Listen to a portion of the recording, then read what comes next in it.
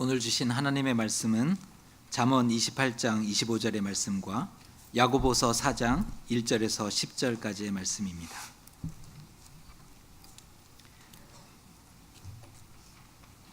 욕심이 많은 자는 다툼을 일으키나 여호와를 의지하는 자는 풍족하게 되느니라. 너희 중에 싸움이 어디로부터 다툼이 어디로부터 나느냐? 너희 지체 중에서 싸우는 정욕으로부터 나는 것이 아니냐? 너희는 욕심을 내어도 얻지 못하여 살인하며 시기하여도 능히 취하지 못함으로 다투고 싸우는도다. 너희가 얻지 못함은 구하지 아니하기 때문이요 구하여도 받지 못함은 정욕으로 쓰려고 잘못 구하기 때문이라. 가늠한 여인들아, 세상과 벗된 것이 하나님과 원수됨을 알지 못하느냐? 그런즉 누구든지 세상과 벗이 되고자 하는 자는 스스로 하나님과 원수되는 것이니라. 너희는 하나님이 우리 속에 거하게 하신 성령이 시기하기까지 사모한다 하신 말씀을 헛된 줄로 생각하느냐? 그러나 더욱 큰 은혜를 주시나니 그러므로 일렀을 때 하나님이 교만한 자를 물리치시고 겸손한 자에게 은혜를 주신다 하였느니라. 그런즉 너희는 하나님께 복종할지어다. 마귀를 대적하라. 그리하면 너희를 피하리라. 하나님을 가까이 하라. 그리하면 너희를 가까이 하시리라. 죄인들아, 손을 깨끗이 하라. 두 마음을 품은 자들아, 마음을 성결하게 하라. 슬퍼하며 애통하며 울지어다. 너희 웃음을 애통으로, 너희 즐거움을 근심으로 바꿀지어다. 주 앞에서 낮추라. 그리하면 주께서 너희를 높이시리라. 아멘. 종교개혁 이후에 유럽에서는 목회자의 정체성에 대한 논쟁이 끊임없이 이어져 왔습니다. 유럽이라고 하는 곳이 이제 그 종교개혁 이후에 개혁교회가 주로 세워진 중심지이니까 그 개혁교회를 이제 이끌어 나가는 목회자들에게 정체성이 무엇이냐, 무엇이 되어야 하느냐라고 하는 그 질문과 논쟁들이 끊임없이 이어졌다, 생겨났다라고 하는 겁니다.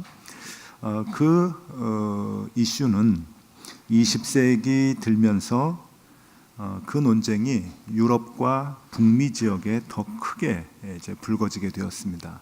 여기서도 유럽과 북미라고 하는 것은 개혁교회가 주로 유럽과 북미 지역에서 성장을 했기 때문에 개혁교회의 목회자들에 대한 정체성이 무엇이냐라고 하는 것에 대한 끊임없는 질문들이 있게 된 겁니다. 좀 더 구체적으로 말씀을 드리면 종교개혁 이후부터 현대에 이르기까지 시대적으로 그 언어와 단어는 조금 그 표현이 바뀌었지만 대체적으로 이런 것입니다. 목회자는 신학자가 되어야 하느냐, 아니면 저널리스트가 되어야 하느냐, 이 두 가지입니다. 다시 말해서 목회자를 볼 때 이 목회자는 학문을 연구하는 학자의 특성이 강해야 하느냐, 아니면 저널리스트의 특성이 강해야 하느냐. 저널리스트는 한 가지 문제를 깊이 연구하는 아카데믹한 그런 학자의 자세는 아니지만 시대나 그 상황, 시사적 문제에 대한 보도 또 논평, 그런 활동에 저널리즘에 종사하는 그런 그 전문가적인 사람들을 저널리스트라고 하는데, 그런 자세를 가지고 시대의 문제를 고민하고 그 문제를 얘기하는 그런 이제 특성을 가져야 하느냐라고 하는 이제 질문입니다. 여러분들은 어떻게 생각하십니까? 여러분들의 목사가 학자와 같은 깊은 지식을 갖고 말씀을 연구하는 그런 모습을 갖는 것을 좋아하십니까? 아니면 저널리스트 같이 시대적 상황에 민감하고 그 문제를 해결하기 위해서 애를 쓰는, 또 그 문제를 해결하자고 교인들에게 알리는 그러한 특성을 가진 목회자가 좋으십니까? 이게 이렇게 단순한 문제는 아닙니다. 19세기까지는 이 문제가 큰 이슈가 되지는 않았습니다. 왜냐하면 모든 교회에서 대부분 목회자는 학자가 되어야 한다라고 하는 것에 별 이견이 없었습니다. 그래서 19세기까지만 해도 목회자들은 신학적 소양이 굉장히 깊었고 또 그런 훈련을 신학교에서 받게 됩니다. 여러분이 알고 계시는 우리가 아는 세계적인 대학들이 있죠. 하버드, 예일, 프린스톤 이렇게 이제 이런 것들이 상식적으로 나오는데 이런 학교들은 여러분 목회자 양성을 위해서 세워진 학교였습니다. 그러니까 대부분 사람들이 학교를 다니지 못하고 대학이라고 하는 것이 무엇인지 모를 때 목회자들은 공부를 해야 하고 학자의 소양을 가지고 그리고 성경을 들여다보고 해석을 해서 교인들을 가르쳐야 한다고 생각을 했기 때문에 그렇게 사람들은 학교를 세우고 목회자를 양성을 했던 것이죠. 그런데 그런 생각들이 20세기에 들어가면서부터 완전히 반대로 변하게 됩니다. 왜냐하면 두 번에 걸쳐서 일어난 세계대전, 그러니까 1차 세계대전, 2차 세계대전을 겪으면서 사람들은 인간의 실존과 그리고 기독교 종교에 대한 고민을 교회를 보면서 깊이 하게 되었습니다. 그도 그럴 것이 기독교인들 간의 분쟁, 또 기독교 국가 간의 전쟁, 유럽의 나라들이 다 기독교 국가인데 그런 나라들끼리 전쟁을 하면서 서로 죽이고 서로 피 흘리게 하고 하는 그러한 상황들을 굉장히 오래도록 치르면서 과연 이게 우리가 갖고 있는 신앙인가라고 하는 것에 대한 고민을 하게 되었던 것이죠. 그래서 그 교회를 지도하고 그 교회의 교인들의 신앙을 성숙시켜야 하는 목회자들에 대한 역할을 다시 한번 재조명하게 되는 것이죠. 아마 그래서 20세기 들어오면서 목회자들의 그 저널리스트적인 특성이 강해야 한다라고 하는 것이 부각이 됐던 거죠. 저널리스트는 그냥 기술적인 것이 아니라 저널리스트에게는 무엇이 필수적으로 있어야 되는가 하면은 사회적 책임의식과 소명의식이 있어야 됩니다. 사회를 바꾸고 선한 쪽으로 이렇게 계몽해 나가고자 하는 소명의식이 강해야 되는데 그것이 목회자에게 있어서 요구가 되는 사항이다라고 보면 되는 것입니다. 성경의 뜻이 무엇이냐라고 하는 것도 중요하지만 이 성경이 우리가 살아가고 있는 이 땅에서 어떻게 적용돼야 하느냐라고 하는 것을 사람들은 고민하고 교회와 목회자와 더 나아가서 교인들에게까지 요구하게 되는 것입니다. 그래서 이 땅의 문제에 대한 그리스도인들의 사회적 책임을 진지하게 묻고 그것을 요구하게 되었던 것이죠. 이러한 문제에 목회자는 저널리스트가 되어야 한다라고 하는 생각에 큰 무게를 준 신학자가 있습니다. 칼 바르트라고 하는 독일 출생의 신학자인데 이 칼 바르트라고 하는 이 신학자는 이런 얘기를 합니다. 좀 귀담아 들을 이야기라고 보는데 현대 그리스도인들은 한 손에는 성경을 한 손에는 신문을 들고 신앙생활을 해야 한다. 성경은 어떻게 기도해야 하는지를 알려주지만 신문은 무엇을 기도해야 하는지를 알려준다. 참 의미가 있죠. 그래서 한 손에는 성경을 한 손에는 신문을 들고 그러니까 세상을 알아야 된다고 하는 거죠. 그러고서 하나님 앞에 우리가 기도하면서 신앙생활을 해야 한다라고 하는 것입니다. 근데 여러분 이 말이 목사들에게만 정체성을 요구하는 그러한 말이겠습니까? 그렇게 생각은 안 합니다. 목사들에 대한 정체성의 요구는 기독교 신앙에 대한 전체에 대한 요구이기도 합니다. 왜냐하면 목사님들이 이 교회 교인들의 신앙의 정립과 성장을 위해서 이렇게 지도하고 가르쳐 나가는 그런 관계라고 생각을 한다면 목사들의 정체성이 저널리스트가 되어야 한다라고 하는 것은 교회와 교인들의 정체성 역시도 저널리스트적인 마음이 특성이 강해야 된다라고 하는 시대적 요구일 것입니다. 우리 사회를 한번 들여다보면은 지금 우리 사회는 교회를 향해서 그리고 교인들을 향해서 무엇을 요구할까? 여러분 한번 여쭤보겠습니다. 신학자를 요구하겠습니까? 저널리스트를 요구하겠습니까? 시대적으로 요구가 다양하겠지만은 다르겠지만은 지금 우리가 살아가고 있는 이 시점에서 사회는 우리를 향해 뭘 요구할까요? 또 목회자들을 향해 뭘 요구를 할까요? 너무 분명하지 않겠습니까? 그것은 저널리스트의 특성입니다. 사회를 바로 보고 사회의 이슈를 바로 들여다보고 여기에서 우리의 문제가 무엇인지 우리가 무엇을 기도해야 하는지 그것을 기독교인들이 알 수 있도록 깨달아 갈 수 있도록 그래서 그 일들을 감당할 수 있도록 사회는 요청하고 있는 것이죠. 단어 하나, 문구 하나의 의미에 대한 집요함보다는 깨달은 말씀, 단순하지만 한 구절이라도 그 깨달은 말씀을 어떻게 적용해야 할 것인가 라고 하는 것을 고민하는 우리의 자세가 필요하다고 할 것입니다. 지난 주 중에 뉴스를 하나 접했는데 목회자의 저널리스트적인 그 특성이 강해야 된다라고 하는 말에 이제 자신을 얻어서 지난 주 중에 있었던 사회 문제 하나를 여러분들에게 좀 소개해 드릴까 합니다. 가끔 이렇게 좀 충격을 좀 받으면 저는요 진도가 잘 나가질 않아요.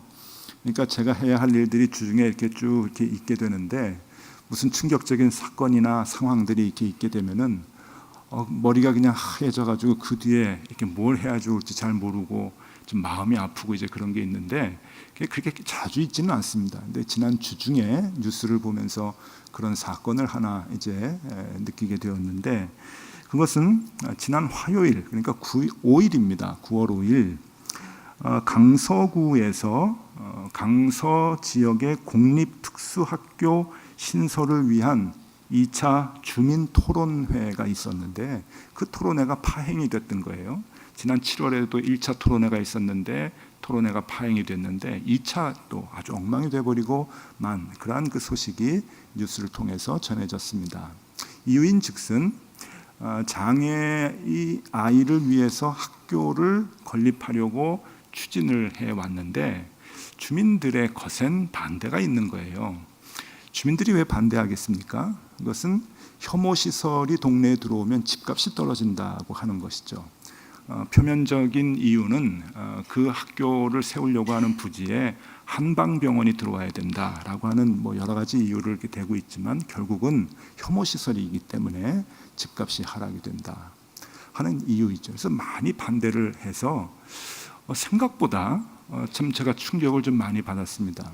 그래서 그 뉴스의 영상을 보면은 장애 아이의 부모님들이 특히 어머니들이 반대하는 주민들 앞에서 무릎을 꿇고 우리 아이들이 다닐 수 있는 학교를 제발 세워달라고 이제 정말 빌듯이 그렇게 이제 요청을 하는데 뭐 쇼하지 말어라, 뭐 다른 데 가라, 야유를 하고 또 그것을 반대하는 그러니까 장애인 학교, 특수학교가 세워지는 것을 반대하는 주민의 대표는 젊은 사람 같은데 그 무릎 꿇은 사람들 앞에 와서 똑같이 무릎 꿇어가지고 그 야유를 하는 그런 모습들이 정말 상상도 못하는 모습들이 벌어지는 거예요. 우리가 사는 이 사회에. 그래서 제가 너무 마음이 아파서 여러분들도 뉴스를 통해서 보신 분도 계시겠지만 혹 못 보신 분들도 계셔서 지금 이게 우리의 사회의 모습인 것을 같이 좀 공유하고 싶어서 영상을 좀 준비를 했습니다. 설교 시간이지만 한 2분 조금 넘는 영상으로 다시 편집을 했는데 여러분들 좀 같이 봐주시면 좋겠습니다. 제가 말씀 받아주세요. 일단 주민 대표하고 저는 아까도 말씀드렸듯이 의견이나 장애가 있으니 특별하게 배려를 해달라고 여러분들께 말씀드리는 것이 아닙니다. 장애가 있던 비장애이던 학교는 가야 되지 않습니까? 여러분들이 욕을 하시면 욕 듣겠습니다. 모욕을 주셔도 저희 괜찮습니다. 지나가다가 때리셔도 맞겠습니다. 그런데 학교는 절대로 포기할 수가 없습니다. 여러분, 장애 아이들 학교에도 교육받을 권리가 있지 않습니까? 장애인 나가라고 하시면 저희 딸하고 저는 어떻게 할까요? 여러분들께서 조금만 마음을 열어주시고 저희 장애 아이를 우리 장애인 부모님들이 그걸 아세요. 우리 아이들 너무 순수해요. 혐오 시설 아니에요, 절대로. 우리 아이들한테 제가 배운 걸 여러분들한테 지금 행동으로 보여드릴 거고요. 정말 간곡히 부탁드리겠습니다. 큰절 올리겠습니다.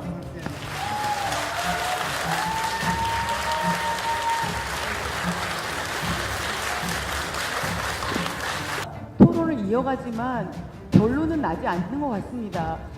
강서구 주민 여러분께 여기 무릎 꿇고 저희가 학교를 짓게 해달라고 사정하겠습니다.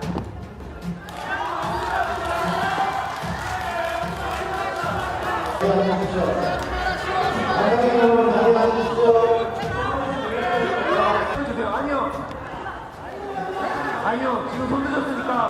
도와주십시오. 다양신동도 도와주세요. 다양신동도 도와주세요. 아이 있습니까? 아이 있어요? 여러분 하셨어요? 부끄럽지 않으세요? 무릎 꿇을 대상이 아닌데 무릎 꿇습니다. 당신에게 무릎 꿇지 않았습니다. 무릎 꿇지 마시고 당장 일어나세요. 당장 일어나요! 뭐라까지 안 돼요! 일주일 내내 보고 1부 예배 보고 2부 예배 보고 또 보는데도 마음이 아픕니다. 이게 우리 사회의 모습이죠. 물론 이 언론이라고 하는 것이 이제 보도의 의도나 편집의 방법에 따라서 얼마든지 왜곡될 수 있습니다. 그래서 저도 이런 뉴스를 보면서 뒷조사를 따로 해야죠. 적어도 설교 시간에 하려면. 그래서 이런 조사를 해보니까 지금 그 서울 시내에 장애 학교에 가서 특수 교육을 받아야 하는 아이들이 13,000명 정도가 됩니다. 13,000명. 근데 지금 장애 학교가 너무나 부족해서 지금 학교에 다니고 있는 아이가 4,500명 정도입니다. 4,500명. 그러니까 35%만이 교육을 받고 나머지는 일반 학교를 가든지 아예 집에 있든지 이제 그러는 거예요.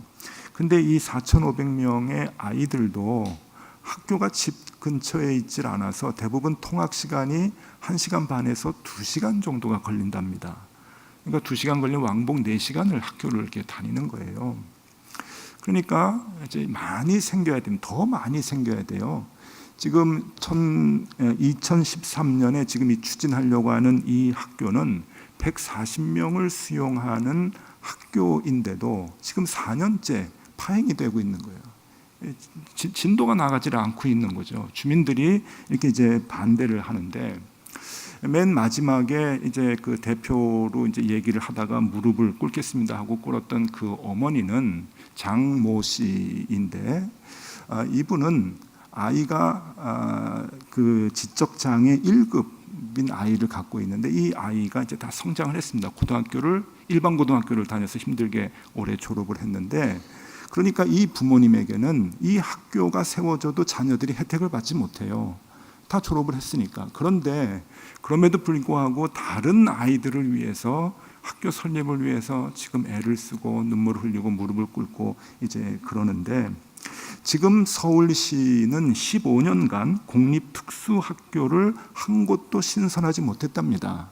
계획은 갖고 있는데 계획을 갖고 추진을 할 때마다 각 지역의 주민들이 아파트값 떨어진다고 계속 반대를 해서 여러분 15년 동안 한 학교도 추진을 못했답니다. 그저 몇 학교가 세워졌는데 다 사립이지 공립은 지금 추진을 못하고 있다고 하는 거예요.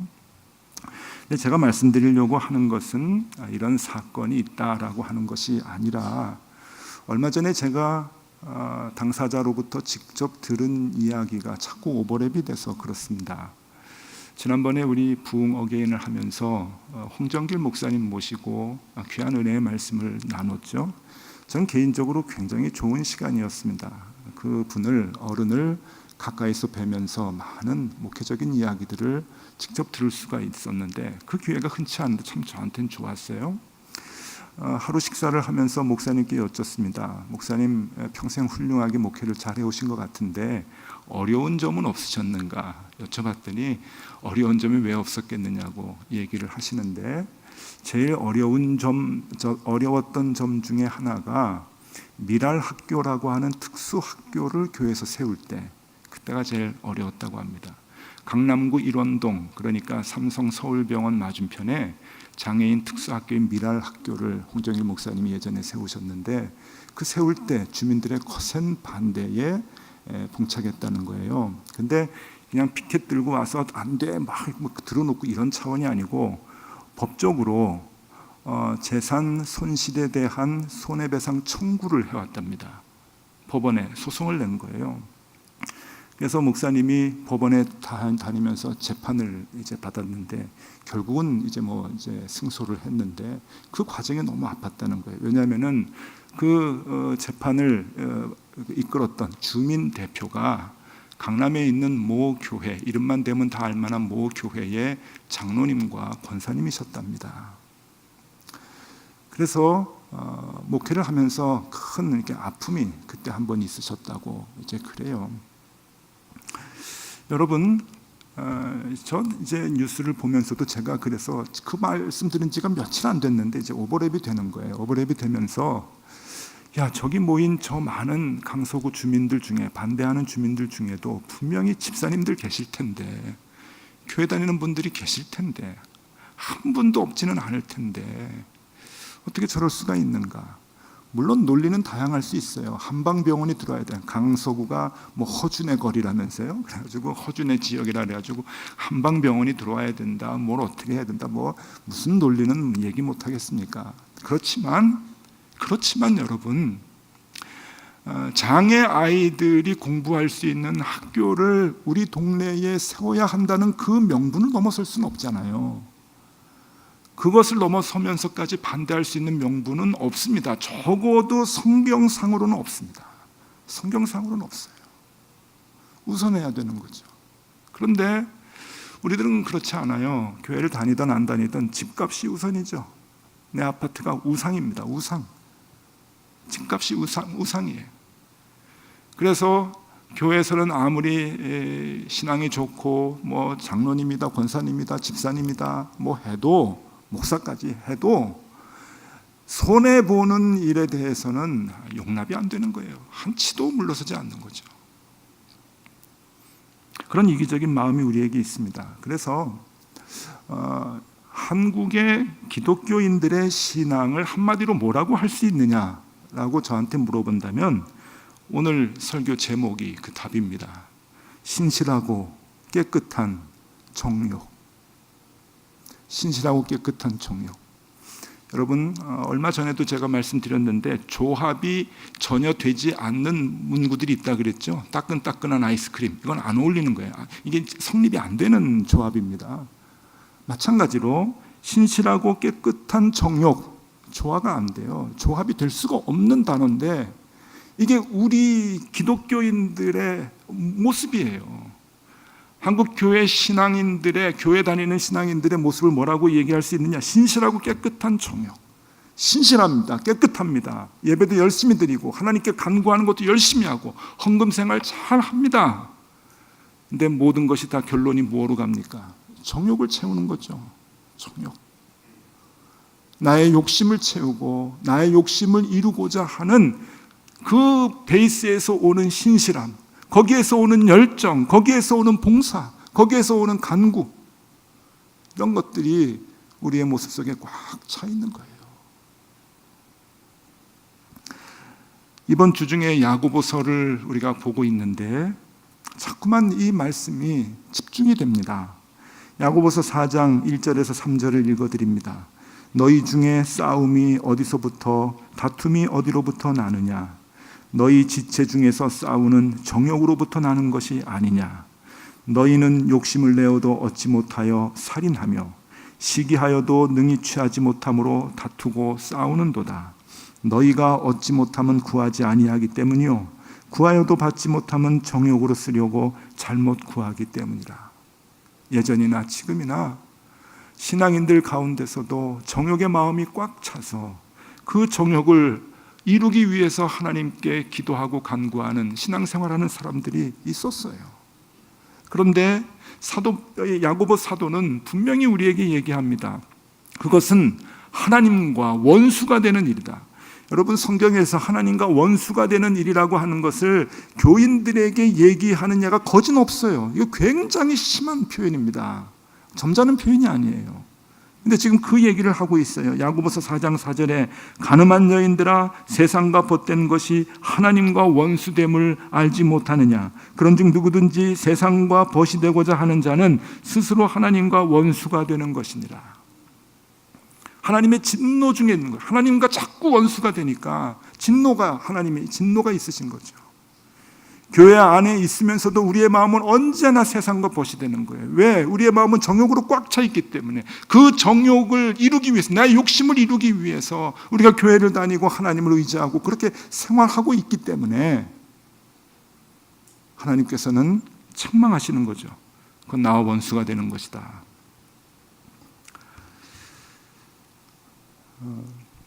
함석헌 선생님의 그 저서가 여러 저서가 있는데 그 중에 유명한 명저라고 하는 뜻으로 본 한국 역사라고 하는 책이 있습니다. 오래전에 쓰신 책이죠. 이 책의 그 의미가 참 중요한데, 이 뜻으로 본 한국 역사는 어떤 책인가 하면은 신앙의 관점에서 한국의 역사를 들여다본 거예요. 성경의 관점에서 한국의 역사를 들여다보면서 그 한국의 역사를 하나하나 해석을 해 주신 것이죠. 지금이야 이게 이제 보편화돼서 우리 신앙인들도, 저같이 목사들도 그렇고 보통 이제 교인들도 성경의 뜻으로 우리의 일반적 사회적 현상과 역사를 자주 보지만은 이제 그 시각을 열어주신 분, 그 시선을 열어준 분이 함석헌 선생님이시죠. 그래서 그때부터 많은 분들이 성경을 보면서 기독교적 신앙으로 일반 사회와 일반 역사를 들여다보기 시작을 이제 하는데, 많은 사람들이 얘기를 합니다. 조선 시대까지는 너무 멀어서 우리 잘 모르겠고, 그 뒤로 한국이 근대화되면서 교회와 같이 한국이 이 사회에서 성장을 하면서 매 순간순간마다 위기가 있었잖아요. 사회적인 혼란도 있었고, 우리는 전쟁도 있었고, 전쟁 뒤에도 많은 혼란들이 있는데, 그때마다 교회의 죄악들이 같이 오버랩이 되는 거예요. 그래서 많은 사람들이 많이 들어오셨을 거예요. 한국 교회의 죄악 때문에, 한국 교회의 욕심 때문에 6.25 전쟁도 났고, 그리고 한국의 많은 혼란의 상황 속에서 국민들이 다 신음하고 고생했던 것, 다 교회의 책임이다 라고 하는 것을 저도 어려서 들으면서 컸는데, 제가 목회자가 되고 들여다 보니까 그게 틀리질 않아요. 한국 교회의 죄악과 한국 사회의 고통과 고난은 맞물려 있습니다. 맞물려 있어요. 여러분, 지금 북한에서 수소폭탄을 만들었네, 뭘 만들었네, 전쟁의 위협 가운데 다 불안해하고 있지 않습니까? 제가 죄송합니다. 목사가 이런 얘기를 해서 너무너무 죄송하지만, 제가 지난주에 뉴스를 보면서 이런 생각이 들었어요. 저러다 폭탄 맞겠다. 한국교회에 이러다가 폭탄 맞겠다. 하나님이 언제까지 참으셔야 하는가, 그 생각이 드는 거예요. 여러분, 우리가 한국교회의 잘못 때문에 한국 사회가 고난을 받아왔고 고통을 그때그때마다 받아왔다라고 하는 것이 보여진다면 해결책도 볼 수 있어야죠. 그러면 그 어려운 위기를 극복하기 위해서는 뭐가 필요합니까? 교회가 하나님과 벗이 돼야 되는 거예요. 맞죠? 교회가 하나님이 벗이 돼야 되는 거예요. 목사뿐만이 아니라 모든 교인들이 세상과 벗하지 아니하고 하나님과 벗이 돼야 이 위기의 상황이 바뀔 것 아닙니까? 잘못하면 폭탄 맞겠어요. 기독교인들도 어려운 장애인들을 위한 학교를 우리가 내 지역에 세워지는 것을 반대하고, 아파트값, 내 집값 떨어지면 안 된다고 그렇게 목에 핏대를 주고 반대를 하면은 폭탄 맞겠죠.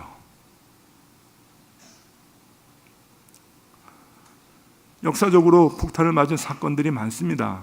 중세 교회는 여러분 우리가 뭐 우스갯소리로 이제 여러 가지 얘기를 하는 중에도 많이 하는 얘기인데 그게 사실이거든요. 교회 역사를 보면은 중세 교회의 사제들의 신학적 논쟁 중에 하나님은 전지전능하시기 때문에 바늘 끝에 천사를 몇 명이나 세울 수 있을까?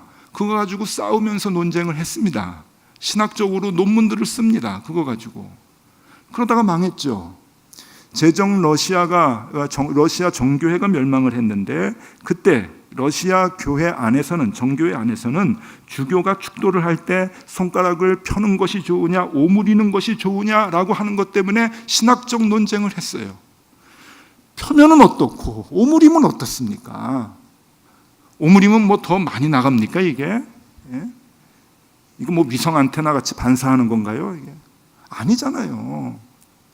또 사제복의 색깔은 무엇으로 해야 신학적인가라고 하는 것 때문에 논쟁을 하다가 볼셰비키 혁명으로 다 망하고 말았잖아요. 교회들이요. 폭탄 맞은 사례가 있습니다. 있어요. 교회들 잘못하면 하나님 진노하십니다. 그러니 빨리 우리가 교회가 우리 개개인이 세상과 벗하지 아니하고 하나님과 벗하는 일들을 도모해야 돼요. 그 생각들을 해야 돼요. 해야 돼요. 하나님 우리의 기도를 들어주시고 용서해 주세요. 우리가 하나님의 뜻을 따르지 못했습니다. 하나님의 마음이 우선이 되어야 하는데 돈이 우선이 되고 말았습니다. 매사에 내 아파트 값이 우선이 되었습니다. 그 사죄의 기도를 할 수 있어야 됩니다. 내가 금전적인 손해를 본다면 하나님의 명령도 절대 따르지 아니하는 용기가 우리에게 있었습니다. 라고 하는 고백을 우리가 해야 돼요. 남의 얘기가 아닙니다.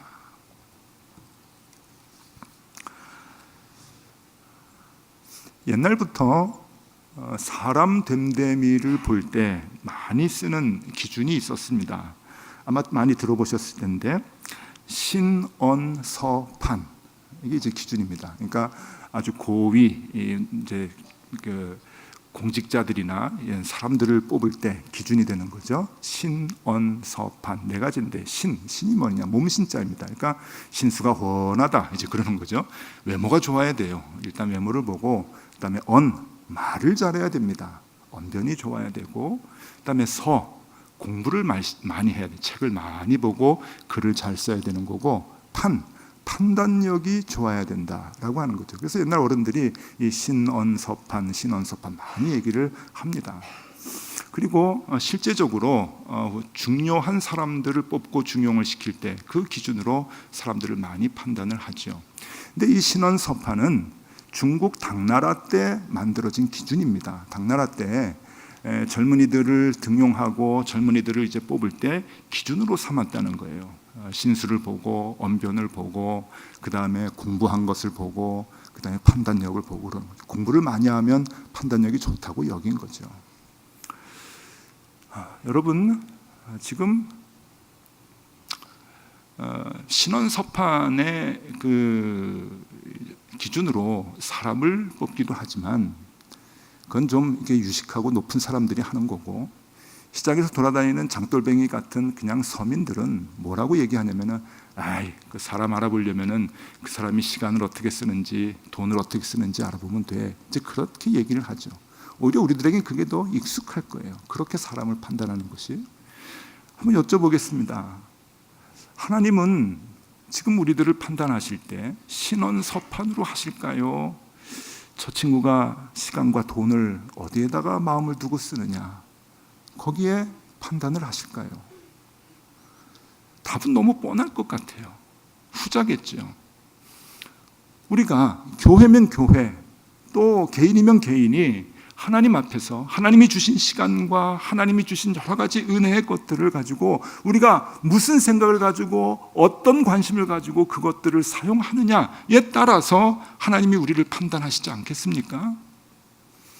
그런데 어떻습니까? 지금 우리 교회도 새로운 담임 목사님을 뽑기 위해서 청빙위원회에서 여러 가지 기도하면서 이제 애를 쓰는데 우리 교회는 이제 그러지 않으리라고 저는 확신을 하는데, 한국 교회가 많이 힘들게 된 원인 중에 하나는 담임 목사님 뽑는 기준이 신원 서판이에요. 그렇게 뽑아왔어요. 신수가 헌해야 되고요. 웬만하지 않으면 잘 안 뽑아줘요, 여러분. 제가 여기 온 것도 아마 그나마 좀 이렇게 해서 좀 되지 않았나 싶은데, 그다음에 설교를 잘해야 됩니다. 부정 안 하시죠? 다 설교 들어보고 참 설교 잘하네, 설교 잘하네. 그러고선 뽑죠. 공부를 많이 한 사람 뽑습니다. 박사 좋아하고. 공부를 많이 하면 목회적인 판단력이 좋겠다고 여겨지는 거죠. 다 그 기준이에요. 우리가 부정하지만 다 신원 서판 그러면서 사람을 뽑고 사람을 데려오고 그랬습니다. 하나님이 그런 사람들을 좋아할까요? 그런 것도 보시겠죠. 그러나 저 사람이 갖고 있는 시간과 갖고 있는 에너지와 하나님께로부터 받은 그 은혜를 가지고 무엇을 위해서 사용하고 무엇에 관심을 갖고 에너지를 쏟는지 그것을 보시지 않겠어요? 목사뿐입니까? 우리 모두에게 하나님께서 그것을 원하시지 않겠어요? 여러분, 이젠 더 물러설 곳이 없습니다. 하나님도 참을 대로 참으신 것 같은데 다시 한번 우리 하나님과 버타는 방향으로 우리의 발걸음을 돌려야 하지 않겠습니까? 마태복음 10장 42절 말씀입니다. 또 누구든지 제자의 이름으로 이 작은 자 중 하나에게 냉수 한 그릇이라도 주는 자는 내가 진실로 너희에게 이르노니 그 사람이 결단코 상을 잃지 아니하리라 하시니라. 참 마음의 은혜가 되는 말씀입니다. 참 좋죠. 그런데 여러분, 이런 말씀만 있는 건 아닙니다. 같은 내용의 말씀에 반대의 표현의 말씀도 있습니다. 들어보십시오. 잠언 22장 22절 23절입니다. 약한 자를 그가 약하다고 탈취하지 말며 곤고한 자를 성문에서 압제하지 말라. 대저 여호와께서 신원하여 주시고 또 그를 노략하는 자의 생명을 빼앗으시리라. 무서운 말씀도 있습니다. 우리가 이렇게 말씀을 접하면 그냥 하나님 말씀대로 살겠습니다. 그러면 되는 거죠. 아카데믹하지 않아도 괜찮아요. 히브리어 헬라어 몰라도 괜찮습니다. 그냥 하나님 저는 무식한데 하나님 이 말씀 내 마음에 와 닿았습니다. 말씀대로 살게요. 그러면 버타는 겁니다. 우리 그렇게 하나님께 더 가깝게 나아가서 하나님께 인정받고 칭찬받는, 그래서 의인 10사람 때문에 소돔과 고모라를 멸망시키지 않으시겠다고 하는 하나님의 약속, 결국은 그 약속이 이루어지지 않았는데 우리 때문이라도 하나님께서 조금 더 참으시는 기간이 늘어나는 그러한 신앙생활을 했으면 좋겠습니다. 여러분, 하나님의 말씀을 들은 대로 행하여 하나님의 벗이 되는 저 여러분들이 다 되실 수 있기를 소망합니다. 기도하겠습니다. 하나님, 우리를 용서해 주십시오. 모든 것이 돈으로 귀결되는 우리의 정욕을 용서하여 주십시오. 하나님의 진노의 회초리의 징조들이 여기저기 보이는데 우리의 모습은 아직도 세상과 버타기를 좋아하며 교회 안에서조차 하나님과 원수가 되는 쪽으로만 달려가고 있습니다. 교인들이 그간 하나님께서 부어주신 복을 다 까먹을까 걱정입니다. 다시 우리의 관심과 사랑의 대상이 하나님이 되게 하여 주시고 하나님을 대신하는 약한 이웃들이 되게 하여 주시옵소서. 우리의 달려가는 방향이 하나님을 향하게 하여 주시옵소서. 예수 그리스도 이름으로 기도드리옵나이다. 아멘.